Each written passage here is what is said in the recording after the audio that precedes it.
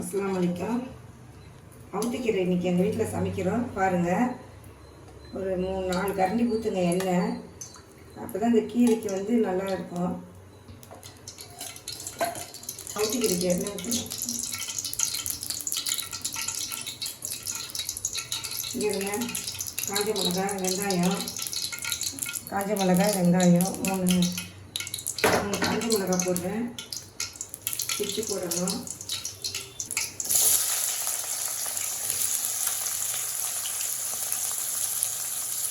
நாலு வெங்காயம் போட்டேன், பெரிய வெங்காயம்.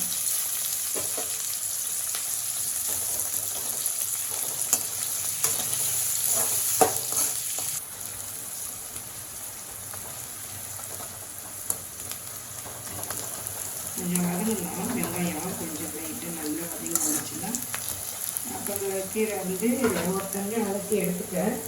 இன்னொரு 2வது தண்ணி அரிசி களைஞ்ச தண்ணியை வந்து நான் போட்டுருக்குறேன். அவுத்திக்கீரையை முதல் தண்ணி நல்லா அலசி எடுத்துட்டேன். இப்போ வந்து அரிசி களைஞ்ச தண்ணி. இது அரிசி களைஞ்ச தண்ணியில் எடுத்து நல்லா ஊற வச்சுட்டு நல்லா வாசனையும் இருக்கும்.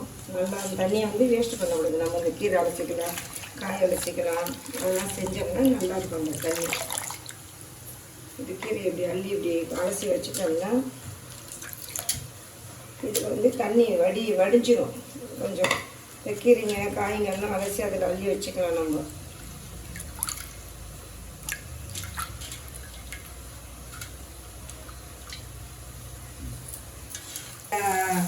வதங்கிருச்சு. வதங்கிட்ட உடனே அந்த கீரையை அலசி வச்ச கீரையை இப்படி அளவை ஊற்றி விடணும்.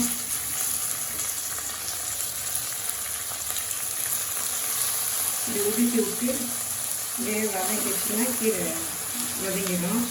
ஃபஸ்ட்டில் வந்து உப்பு போடக்கூடாது. எந்த கீரைக்காக இருந்தாலும் நீங்கள் வந்து உப்பு வந்து ஃபஸ்ட்டு போடக்கூடாது. கீரை நல்லா வதங்கி வெந்துட்ட பிறகு இறக்க போகும்போது நாங்கள்லாம் உப்பு போடுவோம். அப்போ தான் அந்த கீரைக்கு வந்து டேஸ்ட்டு கொடுக்கும். இல்லைன்னா இந்த தண்ணியிலேயே உங்களுக்கு என்ன செய்யணும், கடுத்து போயிடும். கீரை வந்து டேஸ்ட் வராது. கீரையோடைய டேஸ்ட்டு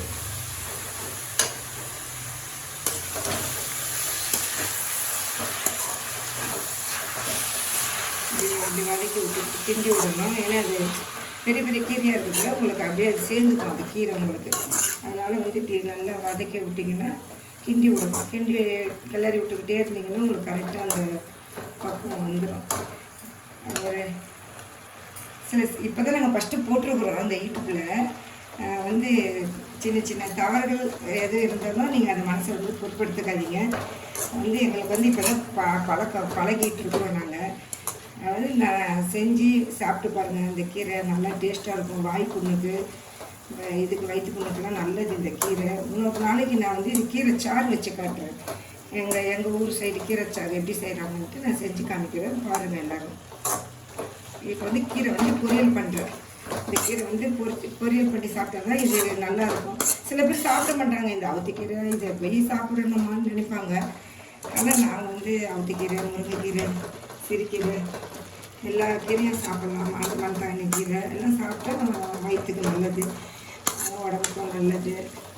இது வந்து எப்பவுமே வந்து மூடி போடக்கூடாது. மூடி போடாமல் அப்படியே வச்சு வதக்கினா தான் கீரை வந்து கீரை கலரில் இருக்கும். மூடி போட்டுட்டு நம்ம பாட்டுக்கு வச்சுட்டோம்னா கீரை வந்து அவிஞ்சு போயிடும். கீரை கலரே வேறு மாதிரி மாறிடும் உங்களுக்கு. அதுமாரி வந்து நீங்கள் சிம்மிலேயே தான் வதக்கணும் கீரை வந்து. இந்த பாருங்கள், இதுவே நல்லா தண்ணி விட்ட மாதிரி வறுத்து பாருங்கள் கலரு.